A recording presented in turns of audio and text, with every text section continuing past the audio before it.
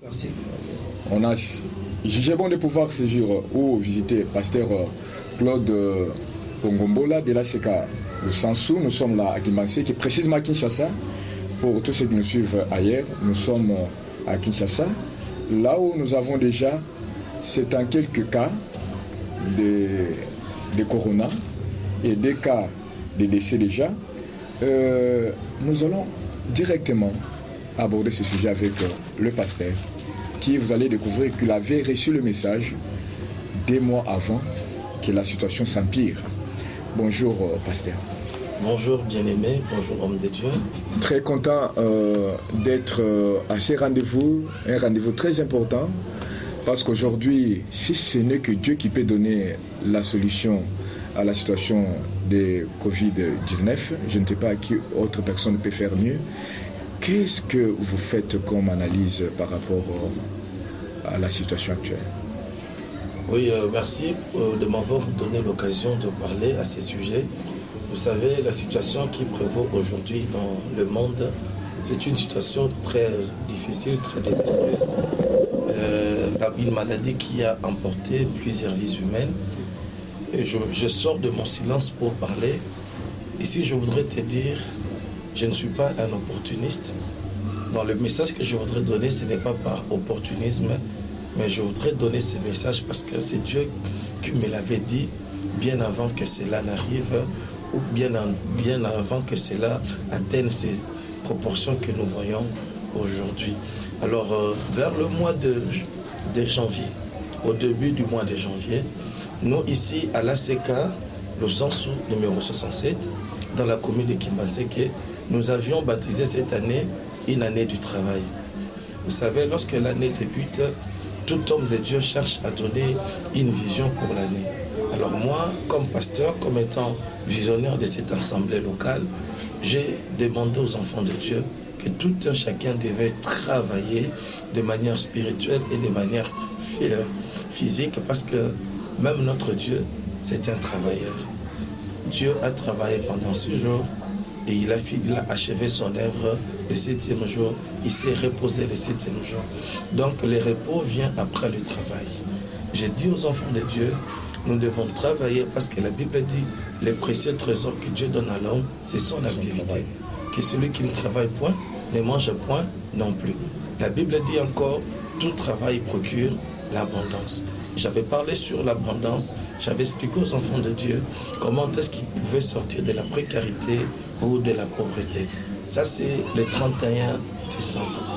Vers le 2 ou le 3 janvier, pendant que j'étais dans mon sommeil, j'ai entendu une voix qui me disait, est-ce que tu connais Juge chapitre 10, verset 6? La voix m'a posé la question. Est-ce que tu connais Juge chapitre 10, verset 6? Dans mon sommeil, je n'avais pas la maîtrise de ces versets. Je dis, je connais 10, 10, mais 10 à partir de 6, je n'ai pas cette maîtrise-là. Je me suis réveillé. J'ai ouvert ma Bible, c'est alors que je me suis mis à lire. Alors, quand je lisais la Bible, Dieu me parlait directement. Le message était court, que cette année 2020, ça sera une année de détresse. Une année de détresse où le peuple de Dieu sera vendu entre les mains de ses ennemis, entre les mains des oppresseurs. Pourquoi? Parce que Dieu est en colère à cause de l'idolâtrie. Dieu m'a dit, à cause de l'idolâtrie, je veux vendre l'humanité et les gens seront oppressés, opprimés. Ça sera une année de grande détresse. Tout celui qui va sortir de l'idolâtrie et ceux qui seront en relation avec Dieu seront épargnés. J'étais troublé. Lorsque je suis venu à l'église, je leur ai dit, j'ai donné ce message à l'église, que Dieu m'a dit, cette année, c'est une année de détresse. Vous savez, aujourd'hui, nos églises commencent parfois à être politisées. Il y a eu plusieurs interprétations dans l'église. La première interprétation, c'était une interprétation politique. Parce que d'une manière politique, le président de la République avait dit que c'est une année d'action. Mais quand moi j'ai dit que c'est une année de détresse, ça sort, c'était comme si j'étais à l'antagonisme avec le chef de l'État. La deuxième interprétation, c'était par rapport aux pasteurs. La plupart des pasteurs, au début de l'année, ils ont dit année de grandes réalisations, année de richesses, année d'exploits, année ceci, cela. Et quand moi je dis que c'est une année de détresse, il y a eu un serviteur dans mon église qui m'a posé la question. Il m'a dit, Père, ton message est dur. Tu ne donnes pas l'espoir aux enfants de Dieu. Je lui ai dit, que ferais-je? Moi, je ne peux parler que si Dieu a parlé. Mon oreille a entendu Dieu parler. Ce n'est pas ma volonté. Ce n'est pas mon souhait. Parce que la Bible dit, je souhaite que tu prospères à tous égards. Et sois en bonne santé comme prospère l'état de ton âme. Lorsque l'année débute, tout pasteur ne peut que souhaiter du bien pour son église, pour son peuple. Ça, c'est un souhait que nous émettons. Nous bénissons les enfants de Dieu au début de l'année et nous souhaitons que le bonheur arrive, que nous tous puissions voir le bonheur. Mais au-delà de nos souhaits, Dieu m'a parlé d'une manière claire. Mon oreille a entendu ça. Je lui ai dit, je ne suis qu'un instrument de l'Éternel. L'Éternel m'a dit, c'est une année de détresse. Mais Dieu a dit, ce n'est pas tout le monde qui sera dans la détresse, mais ceux qui seront épargnés, ce sera ceux qui marcheront dans la crainte de Dieu et ceux qui ne vivront pas l'idolâtrie. Pasteur Claude, parce que vous parlez de messages liés à l'idolâtrie, pourrais-je comprendre au clair, même ceux qui suivent peuvent comprendre à quel niveau pouvons-nous parler de l'idolâtrie dans le monde, parce que la pandémie a touché le monde entier. À quel niveau pouvons-nous parler de l'idolâtrie et à quel niveau la colère de l'Éternel peut s'enflammer comme ça? Oui, avant de parler sur l'idolâtrie, j'aimerais d'abord expliquer que quand Dieu m'avait donné ce message, Dieu ne m'avait pas situé l'espace géographique. Dieu ne m'avait pas dit que c'est seulement pour Kinshasa, c'est seulement pour le Congo, c'est pour le monde entier. Dieu m'a seulement dit que cette année, c'est une année de détresse. Je voudrais d'abord lire ce verset. Je suis dans Juge chapitre 10. Je commence au verset 6e. Les enfants d'Israël firent encore ce qui déplaît à l'Éternel. Ils servirent le Baal et les Astartés, le dieu de Syrie, le dieu de Sidon, le dieu de Moab, le dieu de fils d'Ammon et le dieu de Philistins, et ils abandonnèrent l'Éternel et ne le servirent plus. La colère de l'Éternel s'enflamma contre Israël, et il le vendit entre les mains des Philistins, entre les mains des fils d'Ammon. Ils opprimèrent et écrasèrent les enfants d'Israël cette année-là, et pendant 18 ans, tous les enfants d'Israël qui étaient de l'autre côté du Jourdain, dans le pays des Amoréens, en Galade. Vous voyez d'où est venue l'oppression, d'où est venue la souffrance? C'était l'idolâtrie. Ça, c'est le verset que l'Éternel m'a donné. J'ai entendu ça, mon oreille a entendu ça. L'idolâtrie, c'est quoi? Nous avons un seul unique Dieu qui s'appelle Jésus-Christ de Nazareth. Et l'humanité tout entière est une œuvre d'un créateur. Nous n'existons pas de nous-mêmes. Nous ne sommes pas le fruit d'une génération spontanée. Je ne suis pas un homme scientifique, je parle d'une manière spirituelle. Et nous ne sommes même pas le fruit d'une évolution. Nous sommes créés à l'image de Dieu et à sa ressemblance.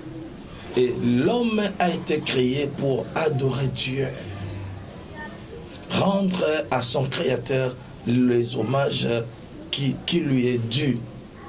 Parce que l'adoration, c'est lorsque la créature reconnaît qu'il est une créature d'un créateur et il lui rend les hommages nécessaires. Parce que l'adoration, c'est un état d'esprit. Avant de parler sur le parole d'adoration, il y a d'abord l'état d'esprit. La conscience. L'homme reconnaît qu'il est une créature de Dieu et il lui rend les hommages nécessaires. Et l'homme reconnaît la suprématie du divin créateur. C'est ce qu'on appelle l'adoration. Et d'où vient l'idolâtrie? L'idolâtrie, c'est le péché. Le péché, c'est le diable qui est à l'origine du péché. Vous savez, qu'est-ce que Satan a fait? Le diable, lui, il cherche à recevoir l'adoration des hommes. Il se substitue à la place de Dieu. Parce que Dieu veut dire c'est lui qu'on adore, l'être suprême. Et le diable, lui, il cherche à recevoir l'adoration des humains à la place de Dieu. Et pour recevoir l'adoration des humains, il doit d'abord séparer l'homme avec son créateur. Quand l'homme est séparé avec son créateur, c'est alors que l'homme va se mettre à adorer le diable. L'homme va se mettre à recourir au diable pour avoir certaines solutions, pour avoir la gloire, pour avoir l'argent. C'est de là qu'est sortie l'idolâtrie. Donc la Bible dit chacun est esclave de ce qui a triomphé de lui. Lorsqu'on marche dans la voie du diable, lorsqu'on respecte le diable, c'est une forme d'adoration. Tout péché est une idolâtrie. J'aimerais d'abord que l'on comprenne. Tout péché, c'est une idolâtrie. Parce que lorsque vous commettez le péché, vous ne reconnaissez pas votre Dieu, vous n'obéissez pas au Créateur et vous marchez selon la voie du diable. Donc le diable sur la terre, il a des objectifs. Le premier objectif du diable, c'est se faire adorer. Et pour atteindre cet objectif, il doit séparer l'homme d'avec son Créateur au travers de la séduction. Voilà pourquoi la Bible dit que Dieu avait mis Adam et Ève dans le jardin. Le diable est venu sous forme de serpent comme étant un séducteur. Il a séduit Ève et ainsi le péché est entré dans le monde. Ève a péché et il a donné aussi ces fruits-là à son mari et tous deux furent devenus à ce moment-là coupables de transgression, séparés de Dieu et adorateurs du diable. Cependant, aujourd'hui, le péché a une échelle de colère de Dieu. Moi, j'appelle ça l'échelle de la colère de Dieu. Tout péché sépare l'homme avec Dieu, mais tout péché n'amène pas les mêmes conséquences. Et pourquoi ces péchés pouvaient amener des conséquences néfastes qui rendent des grandes puissances incapables de pouvoir résister? Oui, vous savez, aujourd'hui, les pays de haute technologie se substituent à la place de Dieu. Et ce sont les existentialistes. Ils pensent que leur vie dépend d'eux-mêmes. Leur vie dépend de leur intelligence ou de leur technologie. Mais cette maladie ici a humilié même les superpuissances mondiales. Parce que Dieu veut montrer qu'il est Dieu, qu'au-delà de lui, il n'y a aucun être suprême. Et Dieu a humilié les humains au travers de cette maladie. Je viendrai. Alors, l'échelle de la colère de Dieu, le tout premier péché qui amène une grande colère de Dieu, c'est l'idolâtrie. L'idolâtrie, c'est lorsque l'homme, au lieu de vénérer le Dieu créateur, vénère d'autres esprits, vénère Satan, vénère des statues et la richesse du monde, la richesse de ce monde à la place de Dieu. Vous savez que fait le diable? Le diable sait que l'homme ayant été créé à l'image de Dieu, il a en lui un vide. Ce vide-là qui provient de l'absence du Saint-Esprit. Parce que quand l'homme a péché, le Saint-Esprit a quitté l'homme. Et ce vide-là pousse toujours l'homme à chercher Dieu. Mais le diable cherche de sa façon à combler ce vide-là. Voilà pourquoi il a créé plusieurs religions au travers des esprits qu'on appelle les esprits religieux ou les démons religieux, les esprits de la fausse doctrine. Pour que l'homme... Là, pasteur, c'est encore une porte que vous ouvrez. Oui. Parce que vous parlez des religions qui, à son sein, on trouve diable qui a qui a mis ses structures, son idée pour évoluer, mais au nom de l'Église. Et cela, on peut adapter à notre pays, parce que c'est un pays qui est plus surpeuplé des églises. Pouvons-nous dire que toute église n'est pas de Dieu? Voilà, je dis ceci. Je voudrais que tout celui qui me suivra puisse comprendre la pensée du Seigneur. Parce que le diable... Vous venez de soulever un point très important. Je vais lire. Le diable, sachant que l'homme ayant été créé à l'image de Dieu, aura tout le temps besoin de son Créateur. Et le diable s'est créé plusieurs religions, plusieurs structures ecclésiastiques qui n'ont rien à voir avec le véritable Dieu. Vous savez, cela s'est fait à l'époque où Roboam était roi de Juda et Jéroboam, roi d'Israël, pendant le schisme. Le temple se trouvait à Jérusalem. Voyant que le peuple montait tout le temps à Jérusalem pour adorer le vrai Dieu, Jéroboam, ayant été inspiré par le diable, a amené l'idolâtrie. Il a fait un veau d'or qu'il a mis à Bethel et un autre veau d'or qu'il a mis à Dan. 1 Roi chapitre 12, vous lisez tout le verset là, vous allez comprendre pourquoi il s'est dit le peuple aura toujours besoin de Dieu. Mais lorsqu'il continuera à monter à Jérusalem, il finira par son cœur reviendra à Roboam. Et pour éviter cela, je monte ici une religion. Il a monté une religion païenne, une religion, quand je dis païenne, c'est-à-dire une religion qui n'a rien à voir avec le vrai Dieu. Il a égaré le peuple. C'est ça l'idolâtrie. Qu'est-ce qu'il a dit? Israël, regarde le Dieu qui vous a fait sortir de l'Égypte. Mais le Dieu qui a fait sortir les enfants d'Israël de l'Égypte, ce n'était pas un veau d'or. Vous allez retenir ceci. L'idolâtrie a une puissance d'égarement. L'homme croit au mensonge. C'est ça la puissance de l'erreur, l'esprit de l'erreur. Je lis 1 Timothée chapitre 4, verset 1er. Mais l'Esprit dit expressement que dans les derniers temps, quelques-uns abandonneront la foi pour s'attacher à des esprits séducteurs et à des doctrines des démons. Donc il y a des esprits séducteurs qui égarent le peuple aujourd'hui. Il y a les doctrines des démons. C'est ça. La doctrine des démons, c'est ce que le diable avait fait dans le jardin. Dire le contraire de ce que Dieu a dit. Est-ce que Dieu a-t-il réellement dit vous ne mangerez pas de tous les arbres du jardin? Non, Dieu n'a pas dit ça. C'était l'arbre de la connaissance du bien et du mal que Adam et Ève ne devaient pas manger. Donc aujourd'hui, nous avons plusieurs religions qui sont des religions sataniques, des religions qui, au travers d'elles, amènent le peuple dans l'idolâtrie. Donc à adorer Satan, le diable. Avant d'évoluer, parce que vous parlez des religions, comment connaître ces religions? Comment connaître? Parce que nous sommes dans une situation où, parce que quand on évolue, vous allez donner quand même des pistes de solutions parce que vous êtes serviteur de Dieu. Comment procéder pour faire atténuer la colère de l'Éternel? Parce que nous savons bien, si on a un problème avec Satan, on a la facilité de pleurer l'Éternel. Mais maintenant, en vous suivant, nous comprenons qu'il y a un problème avec l'Éternel lui-même. Alors, comment reconnaître le vrai religion et les faux et s'épargner de l'idolâtrie comme vous venez de le dire? Donc, je dis clairement ici, la situation qui prévaut aujourd'hui dans le monde, c'est la colère de Dieu.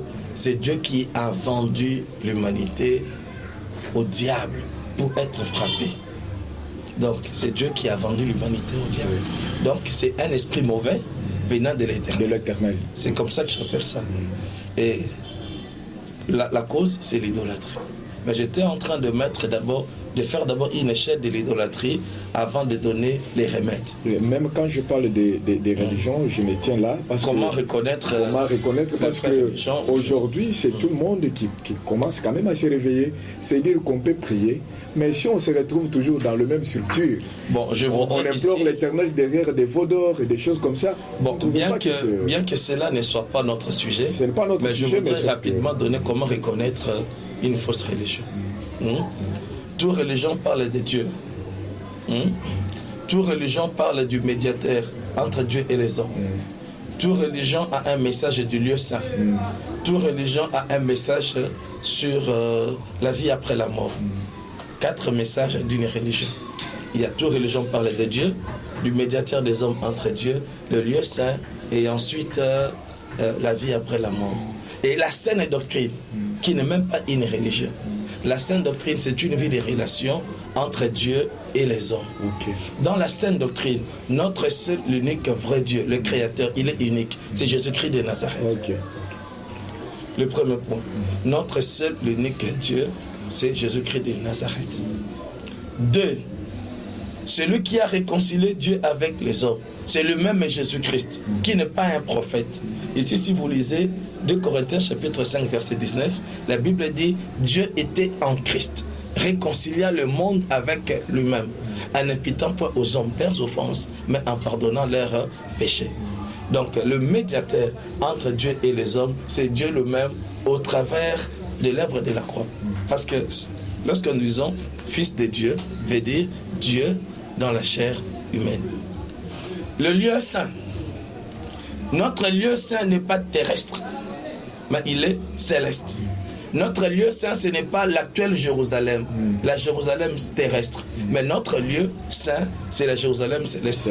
Attends, je vais lire un verset rapidement, à l'arraché, à la va-vite, Philippiens chapitre 3, je crois que c'est le verset 20.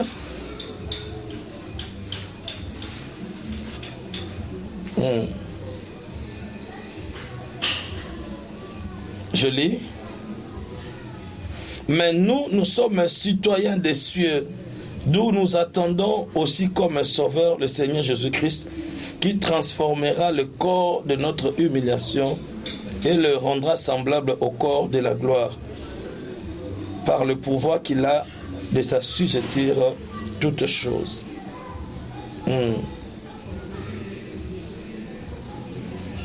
Donc notre lieu saint, Jérusalem céleste, dont nous attendons l'enlèvement.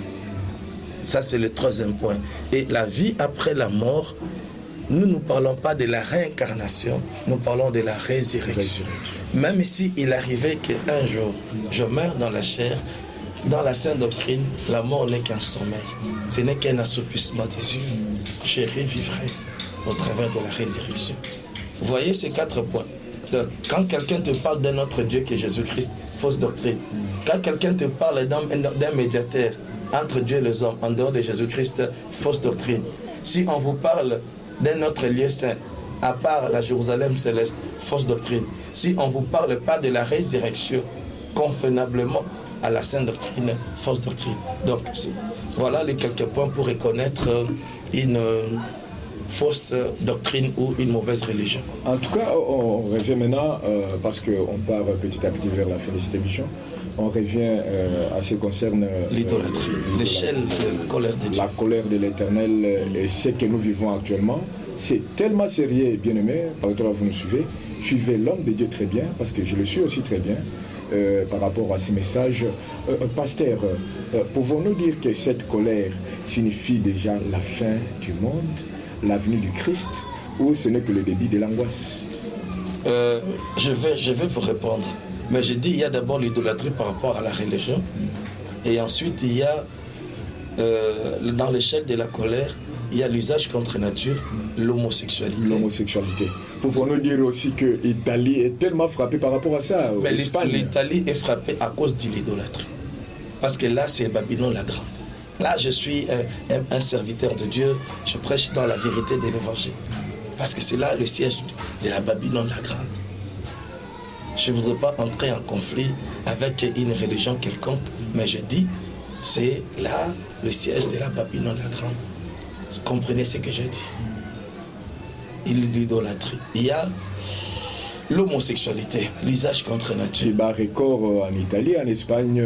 Partout dans les pays occidentaux, le pays qui se disent le pays. Vous savez, la démocratie n'est pas un système politique de Dieu. Ce n'est pas Dieu qui a établi la démocratie. Nous qui sommes chrétiens, si nous étions dans un pays, aujourd'hui quand on dit laïque, c'est-à-dire on accepte toute religion. Mais si nous étions dans un pays chrétien, nous aurions dû instaurer un autre régime politique qui ne serait pas vraiment comme cette démocratie actuelle. Parce que dans la démocratie, il y a à boire et à manger. Au nom de la liberté, on permet à l'homme d'user de son corps comme il veut. Il y a ceux qui peuvent marcher nus, il y a ceux qui peuvent se marier. Aujourd'hui, dans certaines églises, par exemple l'église anglicane, on célèbre des mariages homosexuels. Vous voyez, au nom de la démocratie, au nom de la liberté. Il y a l'homosexualité, il y a les tueries. Quelqu'un qui tue facilement, toucher les sangs, l'avortement.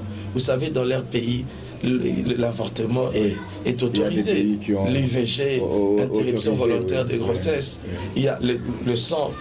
Donc, il y a plusieurs sujets qui entrent dans l'idolâtrie, dans le péché, qui enflamment la colère de Dieu.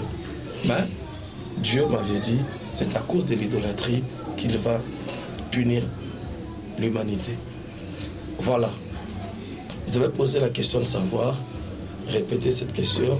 C'est la fin du monde et c'est la venue du Christ déjà qui s'annonce. Non, oui, la venue du Christ s'annonce, mais ce n'est pas la fin. Ce n'est que le commencement de la douleur. Je vais lire Matthieu chapitre 24. Je vais ajouter quelques minutes s'il vous plaît.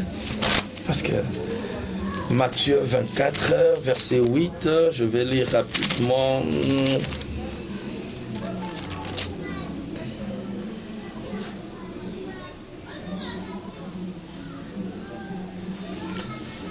Je commence à partir du 7e verset, ou si vous voulez, à partir du 6e. Vous entendrez parler des guerres et des bruits des guerres. Gardez-vous d'être troublés, car il faut que ces choses arrivent. Mais ce ne sera pas encore la fin. Une nation s'élèvera contre une nation, un royaume contre un royaume, et il y aura en divers lieux des famines, des tremblements de terre. Tout cela ne sera que le commencement des douleurs. Vous savez, nous vivons ce qu'on appelle la petite tribulation. Mais la grande tribulation viendra. Avant que l'Église quitte le monde, il y aura ce qu'on appelle la petite tribulation qui va annoncer la grande tribulation. Ça, c'est un signe du temps de la fin. Parce que le signe du temps de la fin, il faut diviser ça en 3 parties. Le signe du temps de la fin en Israël, le signe du temps de la fin dans l'Église et le signe du temps de la fin dans le monde. Parce que Israël, c'est l'horloge de Dieu. Si vous comprenez le signe du temps de la fin, si vous voulez qu'un autre jour qu'on revienne, parlez seulement sur le signe du temps de la fin. Et dans le monde, je prends seulement le signe du temps de la fin dans le monde. Ces signes-là ne vont pas sévir au même moment et à tout lieu identiquement. Non. Voilà pourquoi je dis ceci. Peuple de Dieu, écoutez-moi. Je ne suis pas prophète, mais je suis pasteur. Dieu parle aussi, Dieu parle aussi au travers de moi. Comme étant un lecteur de la Bible, vous allez voir. Ce virus coronavirus, Covid-19, c'est un démon.